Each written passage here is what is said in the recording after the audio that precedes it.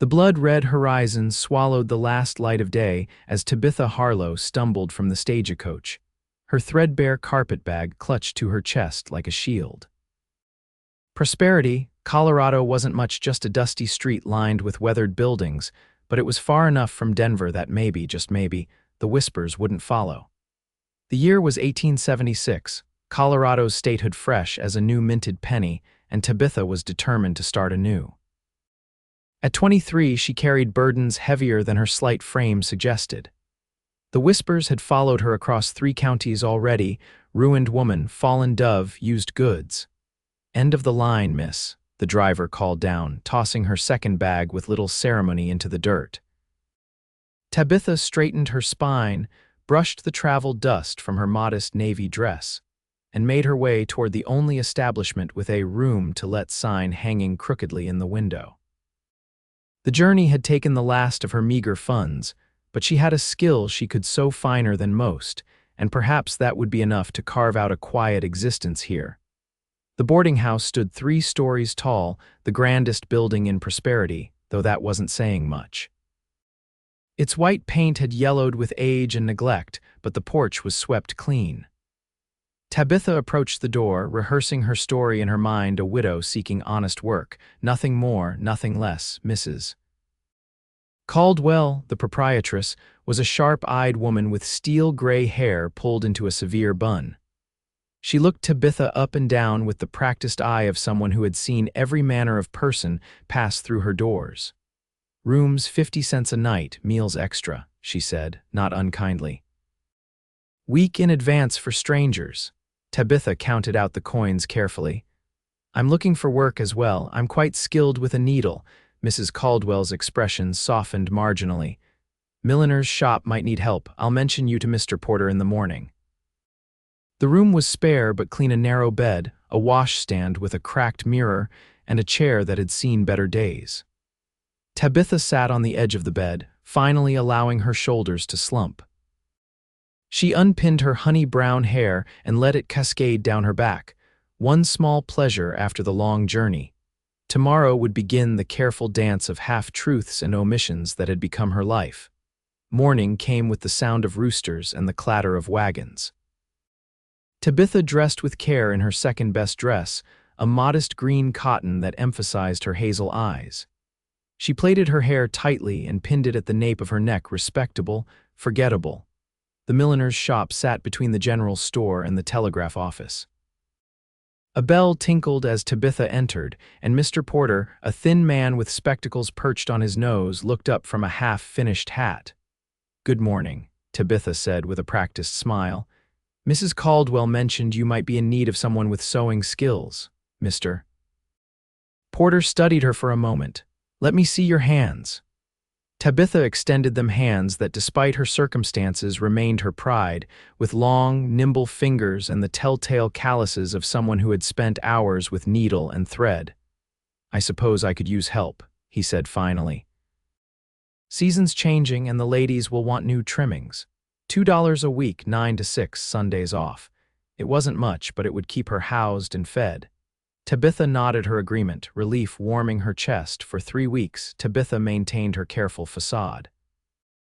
She was polite but distant with the other boarders, spent her days at the milliner's shop, and her evenings alone in her room with mending work she took in for extra coins. She attended church on Sundays, sitting in the back pew, slipping out before the congregation could engage her in conversation. But Prosperity was small, and secrets had a way of traveling. It began with a stagecoach from Denver, carrying not just passengers but gossip that spread through town like wildfire. Tabitha first noticed the change in Mrs. Flanders, who came weekly to the shop to discuss the latest fashions from back east. The woman's eyes narrowed as she entered, her usual friendly greeting replaced with a curt nod. "I'll need my hat by Friday," she said coldly, avoiding Tabitha's gaze. "Later that afternoon, Mr." Porter called Tabitha to the back room, his expression troubled. "Miss Harlow," he began, clearing his throat uncomfortably, "it has come to my attention that there might be irregularities in your past." Tabitha's heart sank. "Sir, I assure you, I run a respectable establishment," he interrupted. The ladies of this town trust me with their business. I cannot have someone of questionable virtue handling their personal items." The words struck like physical blows. "My work has been satisfactory," she said, fighting to keep her voice steady. "Indeed, your stitching is fine, but your presence is becoming a problem. I'll pay you through the week, but then I must ask you to find other employment." Tabitha left the shop with her head high, though her vision blurred with unshed tears. By the time she reached the boarding house, Mrs. Caldwell was waiting, lips pursed in disapproval. "I've heard troubling things, Miss Harlow," she said without preamble. "This is a respectable house." "I have paid through the month," Tabitha said quietly. "You may stay until then, but no longer." Word spread quickly through Prosperity. Women crossed the street to avoid walking past her. The general store keeper watched her carefully when she shopped, as though expecting her to steal. Even the church pews seemed to empty around her on Sunday. She became known as that woman in hushed conversations. "Used goods," they whispered. "Ruined." The truth, as truths often are, was both simpler and more complicated than the rumors. Tabitha had been a lady's companion to a wealthy Denver family. The son of the house had taken a liking to her, promising marriage, stealing kisses, and more. When she found herself with child, he denied everything. His mother accused Tabitha of seduction and entrapment, dismissing her without references. The child, a tiny, perfect daughter, had lived just 3 days. Tabitha had buried her in a pauper's grave, with only a small wooden cross marked Baby Harlow to show she had ever existed. But Prosperity didn't know this story. They knew only the whispers that branded her, fallen woman, ruined, used. By the time her month at the boarding house was nearing its end, Tabitha had found no other employment. She had taken to walking along the creek at the edge of town, away from judging eyes, wondering where she would go next, how much further she could run before her past caught up with her again. It was on one such walk that she first saw him. Samuel Northcott had ridden into Prosperity looking for nothing more than a hot meal and a bed for the night. At 32, he had spent more of his life under the open sky than beneath a roof. The son of a Texas rancher, he had left home at 18, driven by wanderlust and the lingering grief of losing his mother to fever. He had worked cattle drives, prospected for silver, even scouted for the army during the last of the Indian Wars. The years had weathered his face, leaving laugh lines at the corners of his blue eyes and streaking sun bleached gold through his brown hair. A scar bisected his left eyebrow, a souvenir from a Comanche arrow that had nearly taken his life years before. Samuel had recently sold a herd of horses to the army at Fort Collins and was flush with cash for the first time in years. He had a notion to buy land, perhaps start a small horse ranch of his own. Prosperity seemed as good a place as any to begin looking. He was riding along the creek, noting the good grazing land beyond, when he spotted a woman sitting on a fallen log, staring into the water. Something in her posture, a mixture of dignity and despair, made him rein in his horse and dismount. "Afternoon, madam," he called, approaching slowly so as not to startle her. "Hope I'm not intruding." Tabitha looked up, surprised to see a stranger. His clothes marked him as a working man's sturdy denims, a faded blue shirt, a leather vest worn smooth with use, and boots that had seen many miles. His hat was pushed back, revealing tanned features and eyes the color of a summer sky. "Not at all," she replied, rising. "This is public land." Samuel was struck by the quiet beauty of the woman before him, honey-brown hair escaping its pins, hazel eyes that seemed too old for her young face, and a wariness that reminded him of wild horses when they first scented humans. "Name's Samuel Northcott," he said, extending his hand. "Just passing through, looking at land." "Tabitha Harlow," she replied, her handshake brief but firm. "If you'll excuse me, I should return to town before dark." "May I walk with you?" Getting my bearings still, she hesitated, then nodded. They walked in silence for a while, the only sounds the rustle of grass and the lazy flow of the creek beside them. "You planning to settle in Prosperity?" Tabitha finally asked. Samuel shrugged. "Might be, depends on the land and the people. What about you? You seem to know the place." A shadow crossed her face. I've been here about a month. I'll be moving on soon.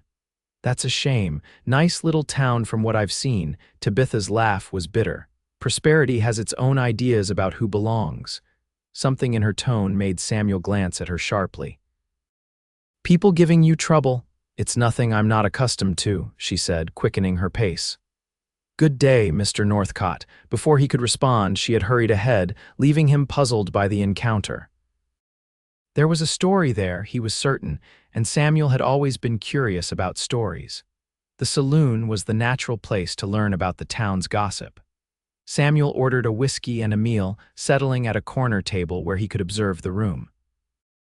It didn't take long before he overheard Tabitha's name, saw that Harlow woman walking with a stranger, a man at the bar commented. Poor fellow doesn't know what he's getting into. Someone ought to warn him she's damaged goods, another replied. Denver man told me she worked in one of them houses before coming here. Shame, too. Pretty little thing if you don't mind used merchandise. Samuel's hand tightened around his glass.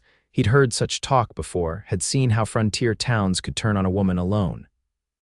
The truth rarely mattered once rumors took hold. He finished his meal in silence, paid his bill, and stepped out into the night. The hotel was just across the street, but Samuel found himself walking toward the boarding house instead, drawn by something he couldn't quite name. Tabitha sat on the porch steps, a shawl wrapped around her shoulders against the evening chill. She looked up as his boots crunched on the gravel path. Mr. Northcott, she acknowledged with surprise. Miss Harlow, he replied, stopping at the bottom step. Thought I might trouble you for some local knowledge if you're not otherwise occupied. She gestured to the step beside her, and he sat, leaving a respectful distance between them.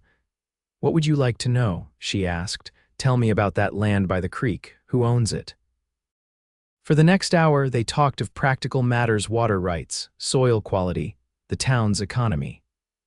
Tabitha proved knowledgeable despite her short time in Prosperity, and Samuel found himself enjoying her straightforward manner. As the night deepened, their conversation shifted to more personal ground. Samuel spoke of his years roaming the West, of the beauty he'd seen and the hardships he'd endured. Tabitha listened, offering little of herself in return, but he could see her shoulders gradually relaxing. It's getting late, she finally said. Mrs. Caldwell locks the doors at 10. Samuel stood, extending his hand to help her up. I enjoyed our talk, Miss Harlow. Perhaps we could continue it tomorrow. Tabitha hesitated. I don't think that would be wise, Mr. Northcott. Prosperity is a small town with a long memory for perceived slights. Your reputation would suffer by association with mine. I reckon my reputation can withstand a conversation with a lady, he replied with a smile. Creek Path, same time tomorrow. Against her better judgment, Tabitha nodded. Samuel returned to his hotel room thoughtful. There was something about Tabitha Harlow that intrigued him, not just her beauty, though that was considerable, but the quiet strength he sensed beneath her reserve.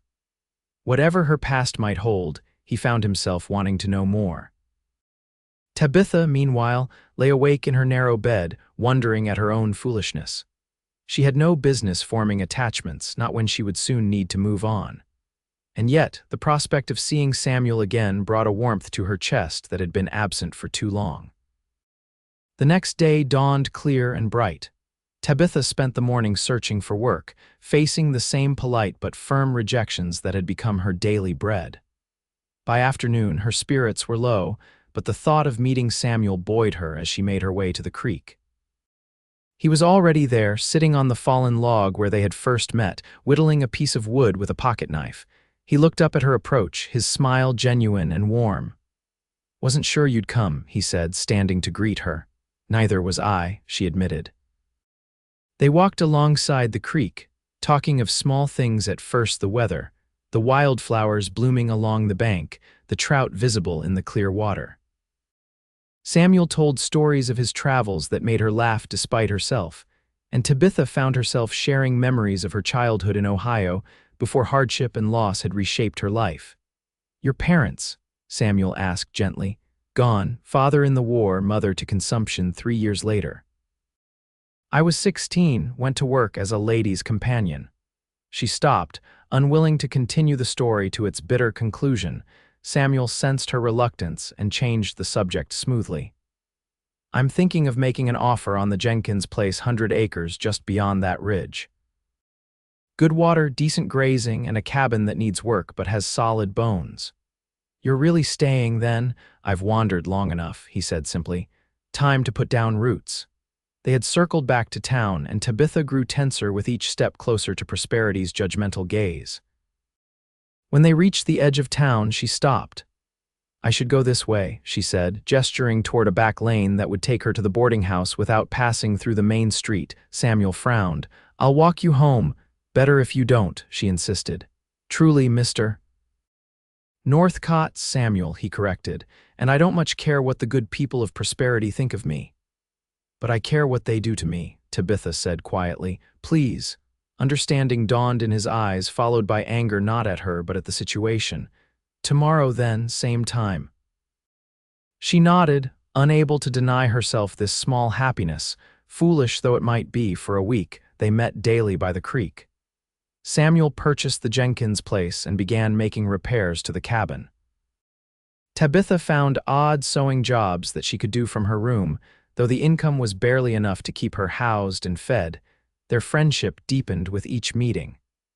Samuel spoke of his dreams for the ranch, of the horses he would breed, of the home he hoped to build.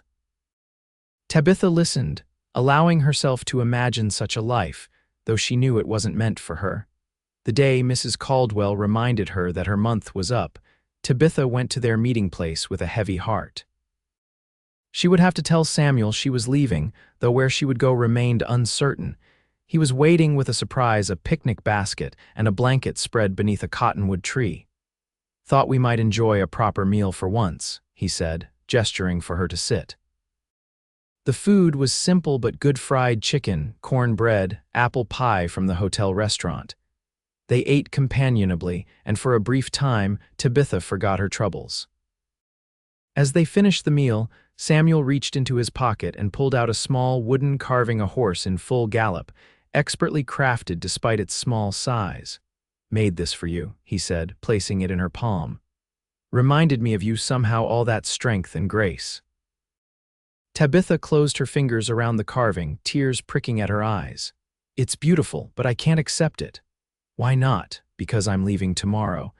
Mrs. Caldwell has made it clear my time at the boarding house is done, and I've found no other accommodation willing to take me.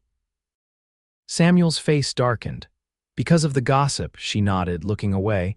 It follows me everywhere I go. I thought Prosperity might be different, far enough from Denver that the stories wouldn't reach. But what stories, Tabitha? He asked gently. What are they saying about you? The dam broke. Tabitha told him everything: her position with the Denver family, the son's seduction and betrayal, her pregnancy, the loss of her child, and the subsequent rumors that had branded her a fallen woman. By the time she finished, tears streamed down her face. I've never told anyone the whole truth, she whispered. It hardly matters now. They've decided what I am. Samuel's hands clenched into fists. It matters. The truth always matters. He reached out hesitantly, and when she didn't pull away, he gently wiped a tear from her cheek. And for what it's worth, I know exactly what you are, Tabitha Harlow. What's that? She asked, bracing for judgment. The strongest person I've ever met, and the woman I'm falling in love with. Tabitha's breath caught. You can't possibly. I know my own mind, he said firmly. And my own heart. I've seen enough of the world to recognize something rare and precious when I find it. You don't understand what it would mean to tie yourself to someone like me. The whispers would never stop. Samuel smiled, a slow, determined smile that transformed his face. Let them whisper. I've never much cared for other people's opinions. He leaned forward and with infinite gentleness pressed his lips to hers. The kiss was brief but tender, a promise rather than a demand. When he pulled back, Tabitha touched her fingers to her lips, eyes wide. I have a proposition for you, Samuel said. Come stay at my place. I couldn't possibly, as my wife, he finished, if you'll have me. Tabitha stared at him in disbelief. You're asking me to marry you. We've known each other barely a week. Sometimes a week is all it takes to recognize what's right, he said simply. I'm not offering out of pity, Tabitha. I'm offering because the thought of you leaving makes me realize I don't want to be without you. The town would never accept it. The town doesn't have to. My land, my life, my choice, our choice. Tabitha looked into his earnest blue eyes and saw something she had thought forever lost to her hope. You deserve better than someone with my history, she whispered. Samuel took her hands in his. There is no such thing as used when it comes to people, Tabitha. Only those who have lived and loved and lost and kept going despite it all. That's not something to be ashamed of, it's something to honor. For the first time in years, Tabitha felt the walls around her heart begin to crumble. You truly mean it, with everything I am. 2 days later, they stood before the circuit judge who had arrived in Prosperity for his monthly visit. The ceremony was brief and sparsely attended. Only Mrs. Caldwell, who had softened upon hearing of the engagement, and Mr. Jennings, the hotel proprietor who had become something of a friend to Samuel, stood as witnesses. Tabitha wore her best dress, a blue calico that Samuel insisted brought out the gold flecks in her hazel eyes. He had purchased a plain gold band in the general store, apologizing that it wasn't fancier. It's perfect, Tabitha had assured him, marveling at how quickly life could change course. After the ceremony, they rode together to what was now their home. The cabin was rustic but sturdy, and Samuel had spent the past 2 days cleaning and making it habitable. A new mattress filled with fresh straw lay on the bed frame, covered with clean linens from the general store. Wildflowers in a mason jar adorned the table. It's not much, Samuel said, watching her reaction anxiously, but it's a start. We can build something better as the ranch grows. Tabitha turned to him, her eyes shining. It's more than I ever thought I'd have again. That night, Samuel held her with a tenderness that healed wounds she had thought permanent. Their lovemaking was gentle and unhurried, a communion of souls as much as bodies. Afterward, lying in his arms, Tabitha felt truly safe for the first time in years. Mrs. Northcott, Samuel murmured against her hair, has a nice ring to it. Tabitha smiled in the darkness. It does, doesn't it? The first months of marriage were a time of adjustment and discovery. Samuel worked from dawn to dusk, repairing fences, clearing fields, and building corrals for the horses he planned to purchase. Tabitha turned her skills to making their cabin a home, sewing curtains and quilts, planting a small vegetable garden, learning to cook the game Samuel brought home. Prosperity's reaction to their marriage was mixed.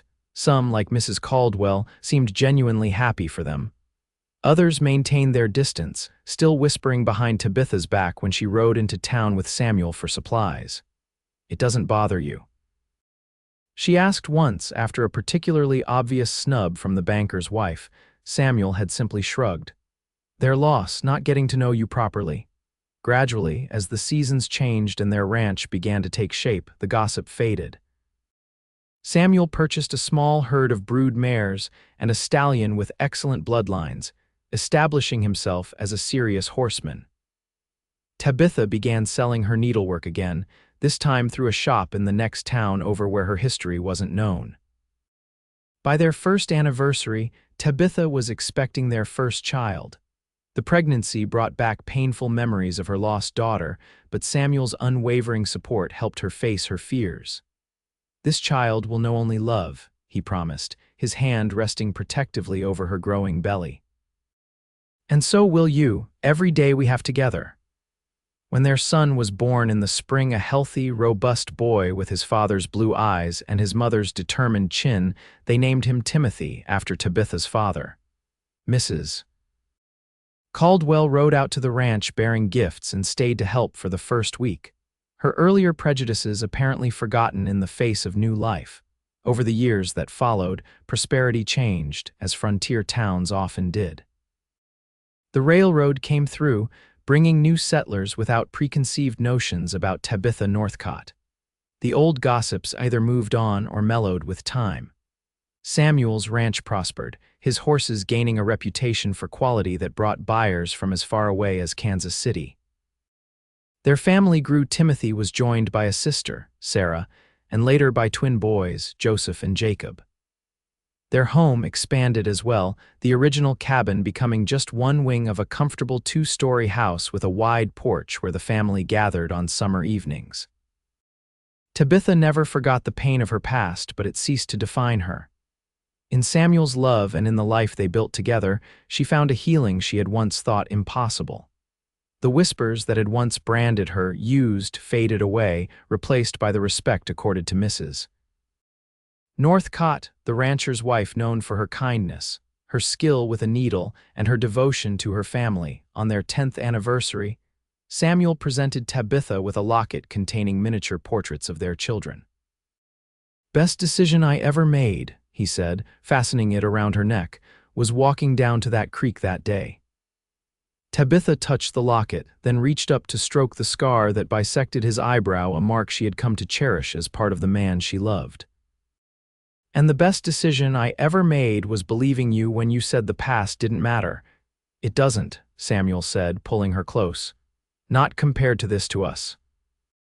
As twilight settled over their ranch, painting the Colorado sky in shades of gold and purple, Tabitha Northcott looked at the life she had once thought beyond her reach: a loving husband, healthy children, a home built on respect and understanding, and knew that some wounds, no matter how deep, could truly heal with time and tenderness. In the end, it wasn't just Samuel's name that had saved her, but his belief that everyone deserved a second chance, that no one was beyond redemption. That love, freely given and accepted, could wash away the brands that others sought to impose.